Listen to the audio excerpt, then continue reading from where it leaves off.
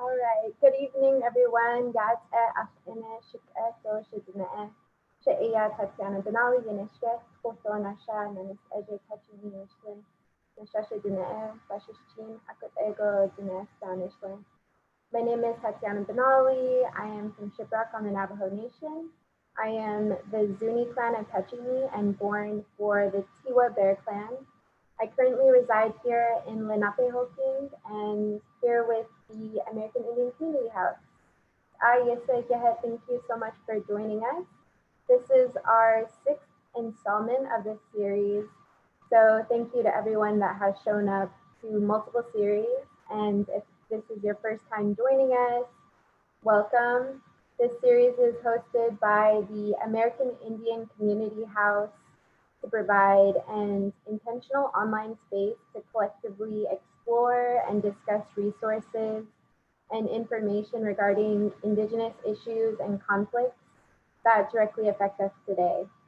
Through shared concern and efforts, we will discuss action, solutions, and the many different ways we can contribute toward the movement and change making. Online in solidarity led by and for Indigenous folks, we will focus on providing a space that is accessible, respectful, and in unity. Some quick housekeeping before we get started. I just wanted to remind everyone that this is one event of many that the Community House hosts. We are obviously in a time of social distancing, quarantining, and it can be hard to find those native spaces virtually. But the Community House is doing a great job of providing that online native presence for all of us. So I would recommend checking out the Instagram, the Facebook, or sign up with the newsletter from the American Indian Community House website just to keep up to date on the upcoming events. There is programming on well variety support, elder storytelling, makers labs, at-home fitness classes, census events, as well as the series.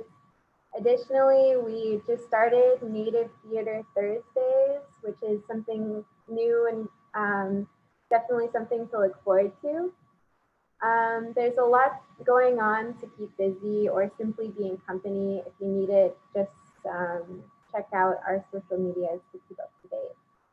I'd also like to give a quick shout out to Novo, New York City Census, New York Women's Foundation for continuing to help us provide the resources for our community and continue to do the work we do. I'm so happy to have you all here.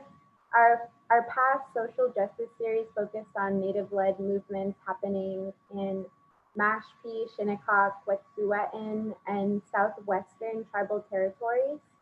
Throughout these installments, we are continuously working on our collective understanding of how to garner intertribal solidarity, flesh out our definitions of self-determination, settler colonialism, and share resources with each other. Tonight, we will be revisiting Mashpee as there have been some updates since last Mashpee Solidarity event. We were joined by Danielle Hill, Stephen Peters, and Talia Landry. This week we'll be joined again with Danielle Hill, but with the addition of John-Luc Fierete, Lizbeth Gonzalez, and Harry Wallace. We're checking back in with the relatives of Mashpee Nation specifically for updates on the postponing of the May 7th hearing. The hearing was pushed to May 20th on account of the Department of Interior's abuse of the legal process. We will hear updates and takes on ways to apply political pressure and support Judge Friedman as he holds the DOI accountable. In unity and in intertribal solidarity, we are strong. Again, for those that are joining us for the first time, the Mashpee Wampanoag, the people of the First Light, have occupied the same region for over 12,000 years in so-called Massachusetts, and have faced diminishment of their homeland since colonization. The latest decision is a blow to tribal sovereignty and undermines the future and sustainability of the tribal nation. The tribe is asking Congress to protect its reservation lands and has put forth the Mashpee Wampanoag Reservation Reaffirmation Act, or HR 312. And the tribe is asking for signatures in support of the legislation, which we will direct people to during later in this call. Some brief background on trust lands, and this is from the Dream Warriors Mashpee Solidarity Handbook, which we will link in the chat. During the Obama administration, Mashpee Wampanoag peoples were finally given official tribal lands after many centuries of struggle.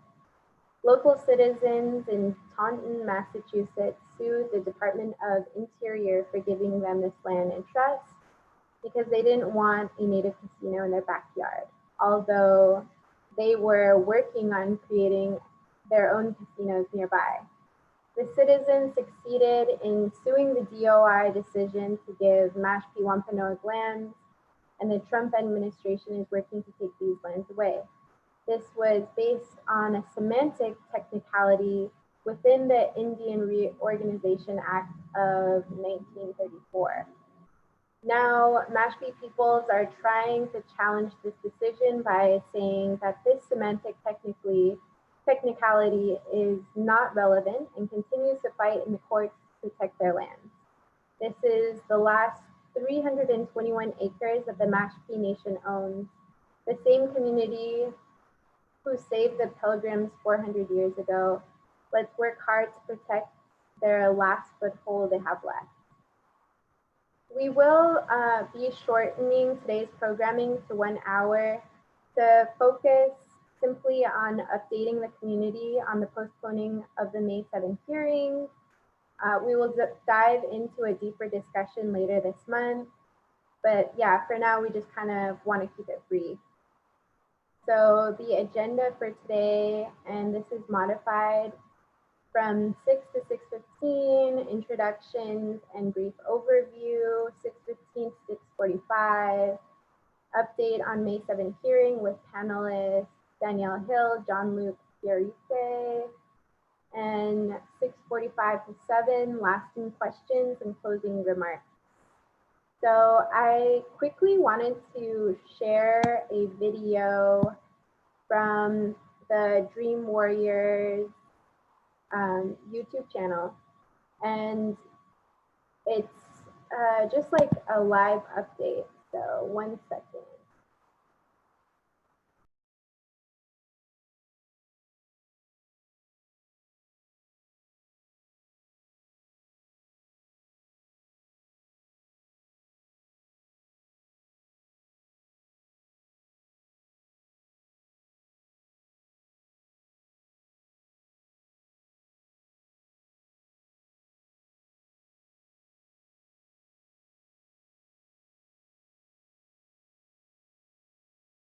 Sorry, give me a second. I'm just trying to get the audio.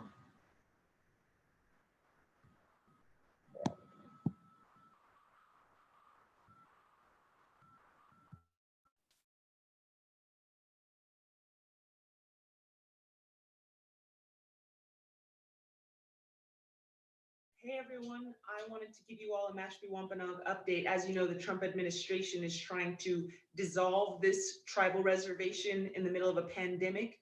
We've been lighting prayer fires across the country. The tribal government has been working with their lawyers to stop this. And what we've learned today is a very important development. Judge Friedman in the DC court realized that the Department of the Interior did not disclose a very important legal change that they made. And so the court is very upset, and they're actually moving the court date to May 20th. It was supposed to be today via teleconference, but because the Department of the Interior failed to disclose that they had withdrawn this special legal opinion, the M opinion, the federal court is very upset. I guess you could say, or in their words, they're shocked that this was not disclosed to them. And this very opinion, the M opinion, which basically talks about how you define Indian, whatever. This very opinion has been used over 10 times within the district courts to uphold different tribal cases and their right to their lands and other things.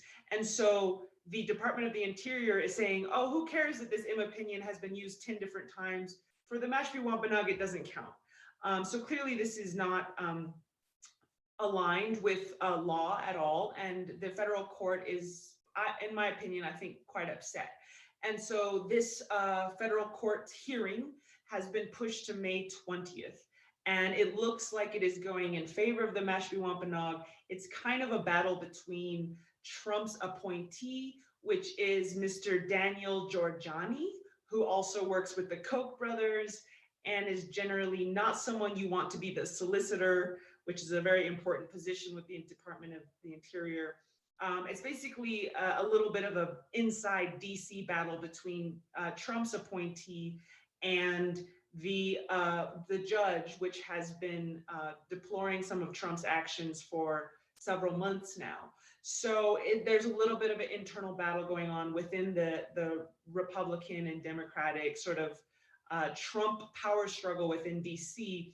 But luckily, the federal judge is of sane mind and recognizes that the M opinion, which basically would define the Mashpee Wampanoag as a real Native American tribe, does stand in this case, and therefore their lands absolutely should not be revoked. So that's some good news. The federal judge is not just on the side of the Mashpee Wampanoag, but on the side of reason, on the side of common sense. So it is looking good, but please stay tuned for an update about this May 20th hearing, and we'll let you all know how it goes and how things develop. Thanks for your time.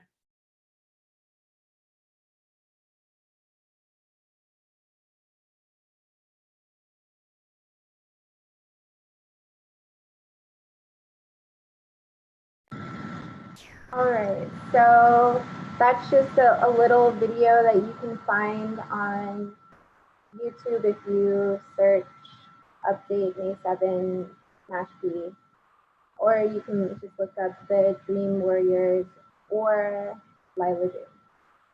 All right, so I'm joined today with Jean-Luc Derrite and Danielle Hill. So I just wanted to have like a little portion of time for y'all to introduce yourselves. So if you could both introduce yourselves, provide some context, whatnot, that would be great. Oh, and also Talia. Talia, could you also please introduce yourself? Thank you.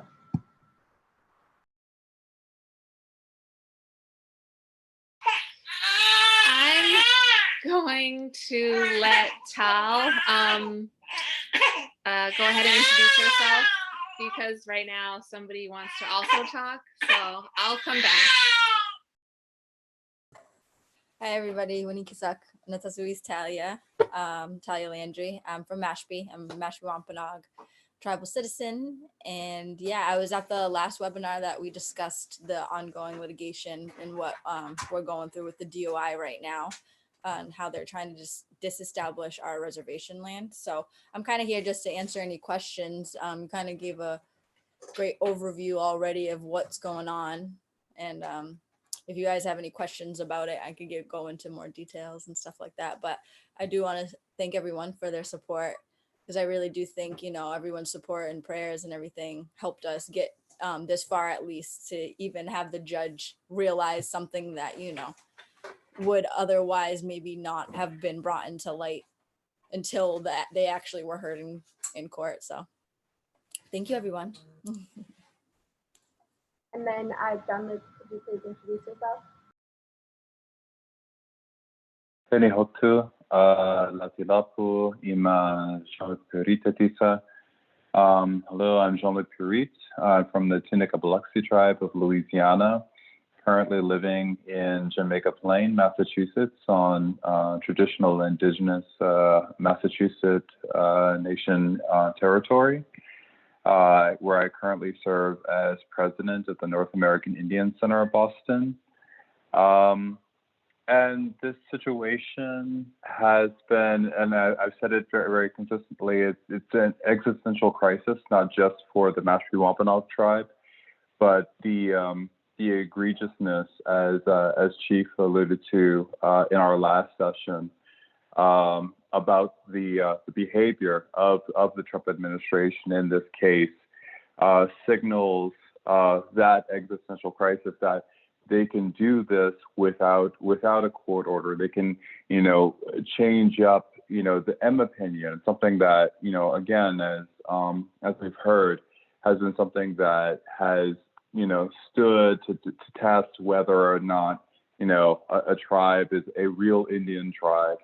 And of course, the Carcieri versus Salazar decision, which has impacted the ability of all tribes to use the fee to trust process to rebuild their tribal homelands. And there's, we can talk about all the semantic issues within that, and what, how administrations have interpreted that decision from the Obama administration to the Trump administration.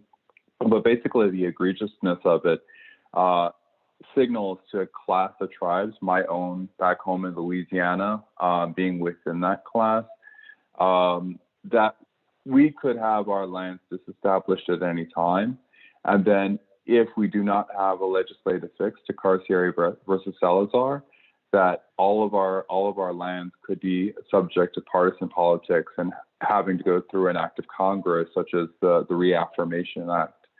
And so that's why we have took a very strong, we of course, NACOB stands in solidarity. My own tribe back home stands in solidarity. We're pushing for everybody to write their senators and the Senate Indian Affairs Committee to make sure that HR 312, which is on the Senate calendar, does get a vote within the Senate. And of course, we are in prayer. We are acting in solidarity and prayer, and we're hoping for the best outcome for the current lawsuit. And so I have a candle that has been burning since May 3rd in my own prayer space. So, I just want to put out there, there is the legislative, there's the political, but there is also the spiritual call as well. And so we hope that everybody keeps the fires burning for Mashpee. Thank you, Dunlop. Yeah, I think you kind of touched on something that we're all feeling as Indigenous people that are standing in solidarity with our Mashpee relatives. This is definitely something that we're all collectively fighting for. I do, since we're running on a shorter time period, I wanted to ask anybody that has any questions, so please put those in the chat whenever you feel inspired to. We'll try to get through all of those questions in the short amount of time that we do have. And I also wanted to ask the panelists that are on the call, to kind of expand on the political pressure. And I think a lot of that will just be revisiting the Mashpee Solidarity Handbook, which we're gonna link in the chat. But is there any other additional information or specific people that we do need to collectively target, or is there any other social media hashtags or posts or boosting that we need to be doing as relatives that are in solidarity with the Mashpee Nation? This is Danielle. I have a moment of silence. So I just wanted to introduce myself briefly. So I'm a Mashpee Wampanoag tribal citizen. I live here in Mashpee, and I had started the Prayer Fires movement. And so far, I've been getting amazing feedback from people all across the country and internationally who have started their fires or their candles or have been burning sage since May 3rd. And I'm just, totally blown away with how this movement has totally spread, literally like wildfire. And we just ask people to continue to send their prayers because they're working. So. For real. Talia, do you have any additional outlets, I guess? Right now, I think we're trying to keep everybody informed and get like the new date out there and stuff like that. I think there is a new letter that council is asking the public to participate in, or to either write in support, of the tribe, or just to try and get the Senate to push up the vote for the bill. So when I get that, I was going to put it in the Google Doc. So if everyone just stays up to date. And also there'll be more videos like what Lila did, just to kind of spread the word and stuff like that. So that's what we're kind of trying to do right now, because it's kind of big news. Like I said before, it's big news, and we want people to be up to date and just be aware that, the prayers are helping, and to keep that going, I think, because that's where, me and Danielle get our work done, get things going and moving, that's what we believe in. And we leave more of like the government stuff up to the council.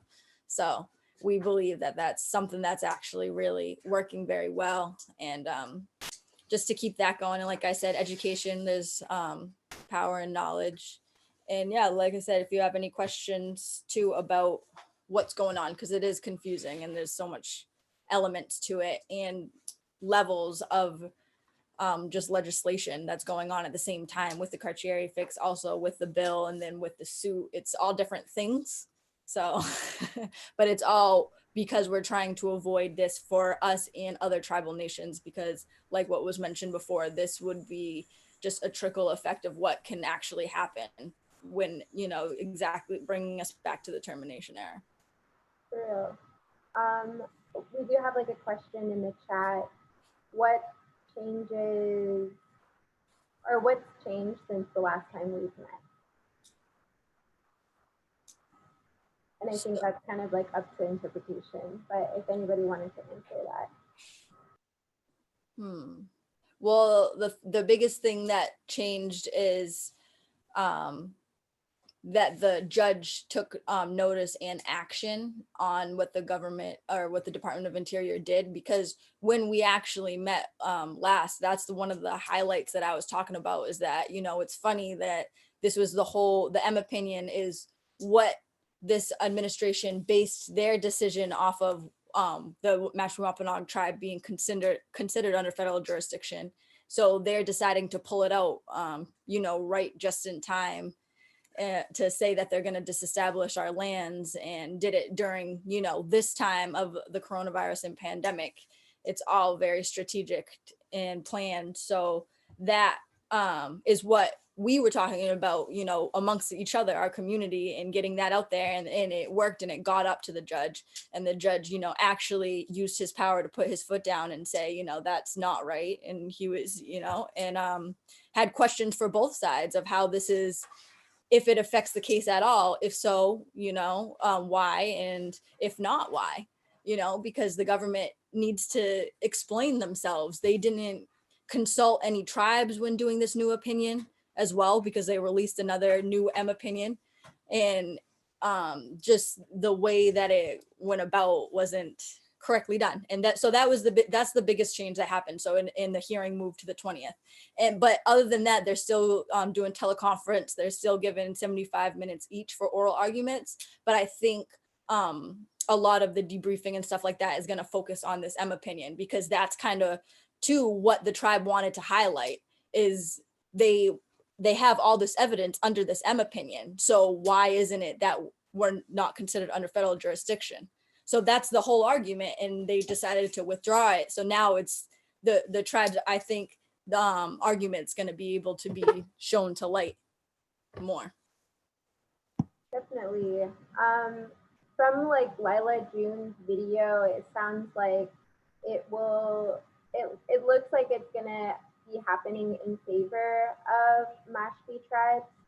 But I guess I still do wanna like stress that we should still be like continuing to have these meetings and continuing to apply political pressure and continuing to educate, you know, our relatives and our communities about what's happening, because I feel like even after this is done with, we might, it's still, there's still a chance that it could still be a threat to like other tribes in the future. I guess my question now is, once we get through collectively with this, with I don't know what to call it, with May 20th, and once we win, what is our, what would be like the next step or next goal to ensure that we are protecting our communities from this happening again?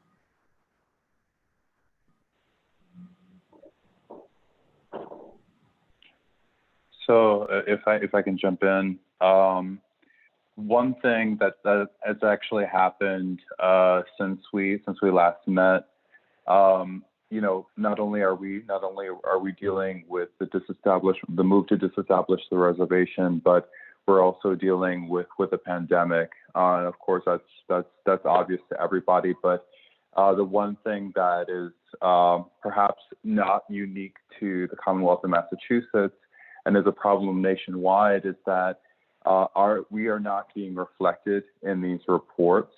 In Massachusetts, Native American Indian people, Alaska Native people might be fit under an other category, or our racial data might not be being reported at all, or being misreported as like another ethnicity. So what we're doing while we are pushing for data equity, data sovereignty on the state level, we are always finding a way to fit in that Stand with Mashpee call. Last week, we received, North American Indian Center of Boston received a donation of face masks for distribution to our community through a city councilor. And it just so happened that Boston City Councilor Anissa Esabi George was one of the sponsors for a city level resolution to support HR 312. And so what we did was we thanked her for those masks, but then we also thanked her for being a sponsor, because, you know, from the municipal level to the state level, to the federal level, like on all forms of government within the United States, we have to constantly push, and we have to constantly find a way to get that Stand with Mashpee messaging in. We're also working with other organizations, including the United American Indians of New England, on a Massachusetts Indigenous legislative agenda. There are 3 bills currently, but we've also been pushing the legislature for a targeted response when it comes to the American Indian Alaska Native community. But then we've also asked our sponsors to write to the congressional delegation, push the Senate from the state level legislature for a vote for HR 312. And as a result of that, and other pushes, 70 state legislators within Massachusetts signed on to a letter to support that bill. So municipal level, important, state level legislature, important, you know, of course, voters, you know, sign petitions, write the senators or whatever, but do whatever you can to push this government on all levels so that we have that political pressure. Thank you, thank you. Yeah, I think like if anybody on this call can literally just look at the Mashpee Solidarity Handbook, and like Talia said, that will be like continuously updated. Every single time that I've looked at it, there's new information on there. So it's a great resource just to keep yourself updated on things that are happening. And in the handbook, it has step-by-step like actions that you can do as well. So that, yeah, I guess I just want to stress that we can all defer to this handbook to continue to be active with our solidarity, more so than, learning about it, because that's putting into practice is the next step. I think we do have a question here. Kaylee Levine writes, anyone write to Governor Baker? I'm not sure if you can do much, but still. Yeah, I think like any governor, any person with political power is definitely somebody to write to, especially on Indigenous issues. Yeah, I know people have been writing to the governors, to the senators, to the state reps, and there's even some push to write directly to the Department of the Interior. I've even heard people saying they're going to write to the judge. So people are really writing a lot and getting the word out and sending these emails and making these phone calls. So I think if anyone has written to Governor Baker or has not, we should. Definitely. So since we are getting close to winding down, I guess I wanted to ask Talia and Danielle specifically if there's anything else that we should know before we meet again. I know we are in the works for organizing another check-in with Mashpee that will be a lot more comprehensive and in-depth. But until then, I'm curious if there's anything else that our community should know about May 7th.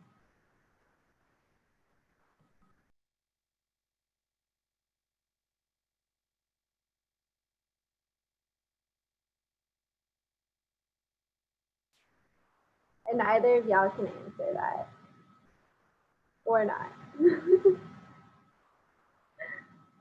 Sorry, I'm trying to think though.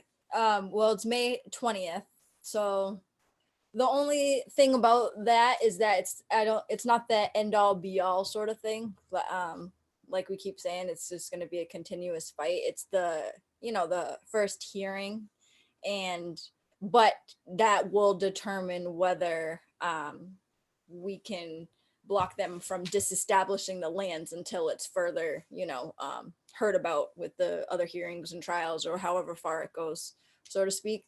So that's kind of key, because this is going to be ongoing, and nothing's ever quick, obviously, in legislation or in the court system. So it's just going to be the first of many, hopefully not though, but we'll see. But I think it's good to be positive and manifest the good happening of it, but it's still a fight.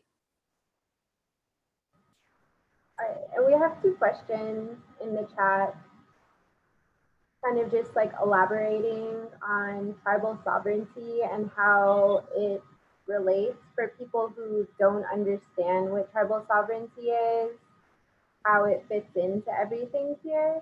And I think that can be that, yeah, if either of you or John Luke wanted to answer that, I think that's something that's very important.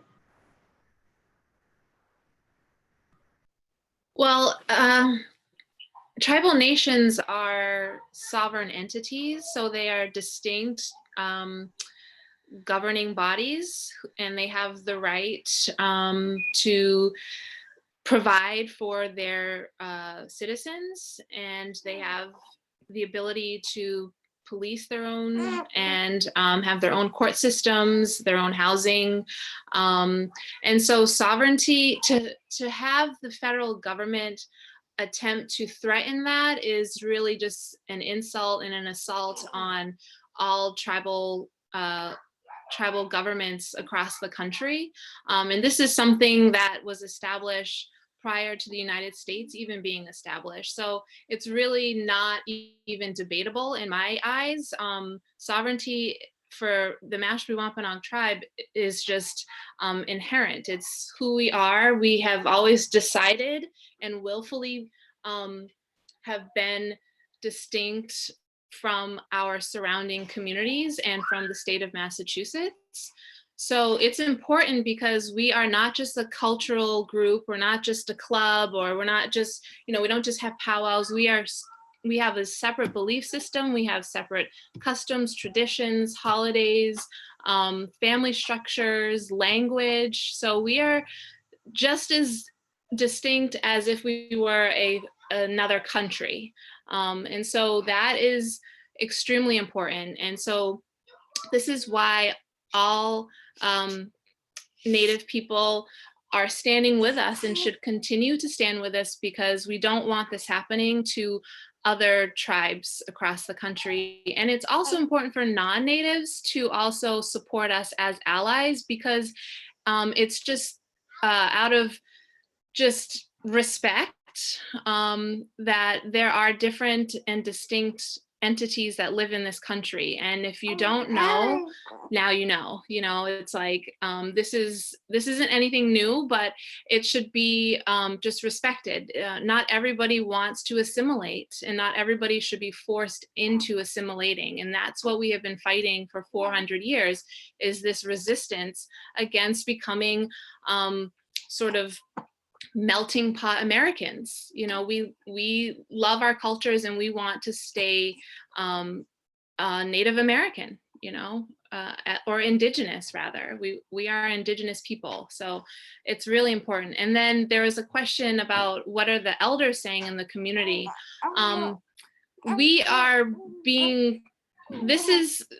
We're inheriting this fight. So the elders are saying exactly what we're saying. It's never a different conversation. It's always been about fighting for your land, fighting for your resources, fighting to stay distinct, and fighting for our language. And so our elders are encouraging us, to spread the word and to fight in this way.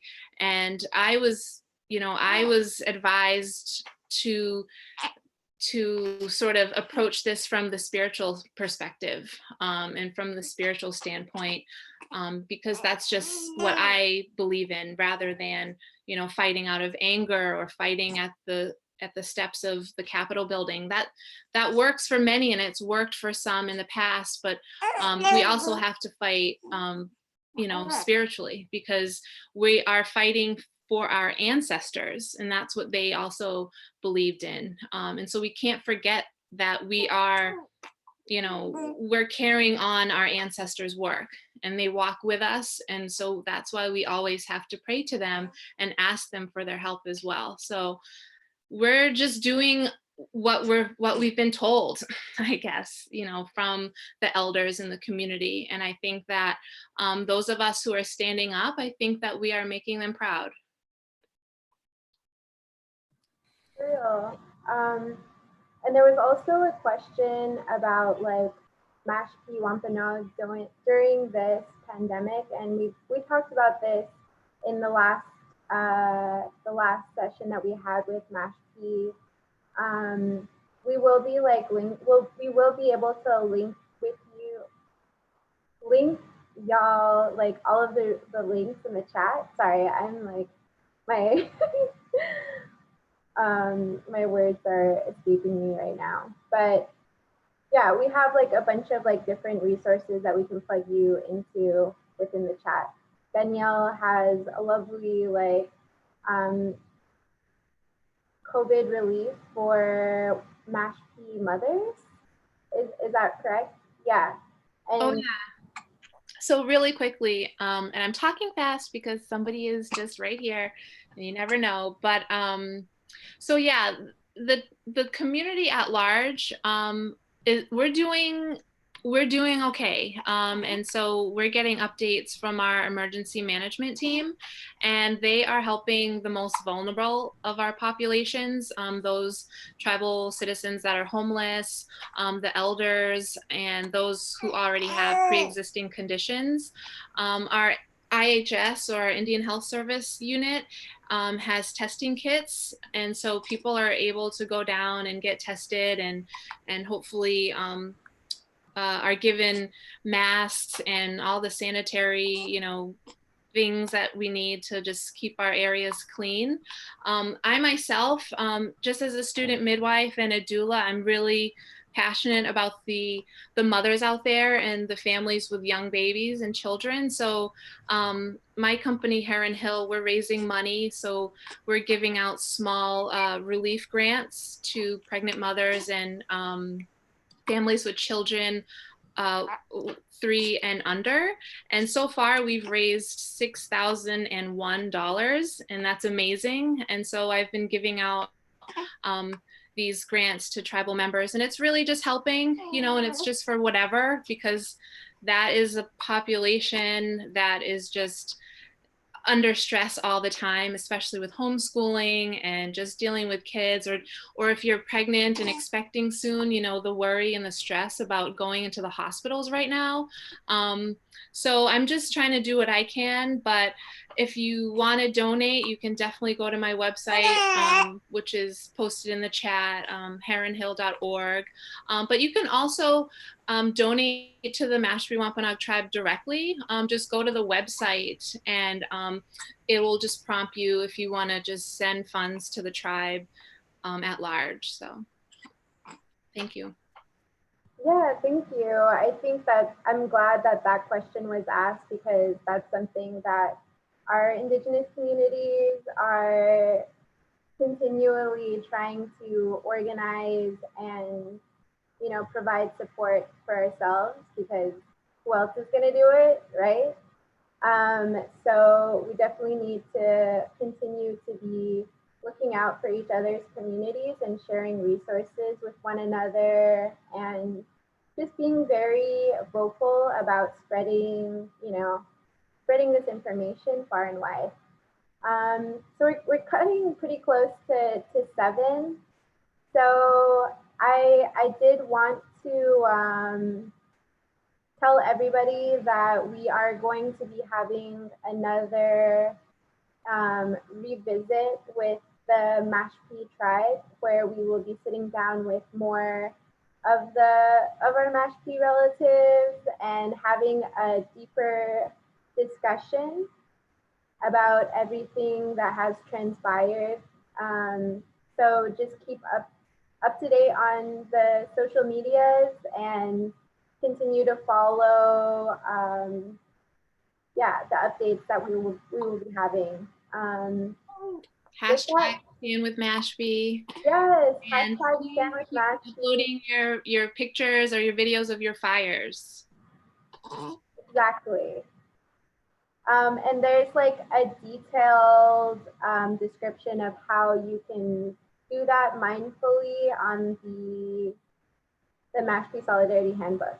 And that's like all right there, how to do it, how to be grounded while you're doing it, and where to put it, I guess. So thank you so much, Danielle, Talia, and John Luke for joining us. And I hope that y'all will be able to join us again for the next installment of this ongoing conversation that we're having with our Mashpee relatives. So next week, we're having several discussions about what the topic will be. We are potentially going to be having an installment on the Cheyenne Sioux of South Dakota. There's a lot going on there right now, and a lot of it has to do with tribal sovereignty as well, which is something that we see everywhere with all of these series that we've had so far with Wet'suwet'en, with the Southwest tribal tribes, with Mashpee, with Shinnecock. We see that everywhere, you know. So next week, we're going to be having a more in-depth conversation on that, and potentially having more discussion on Mashpee. So stay tuned for that. I have a few updates. I wanted to go a little bit more in depth about the theater series. Or if Ty, would you mind like explaining your native theater? Because I don't have it pulled up right now.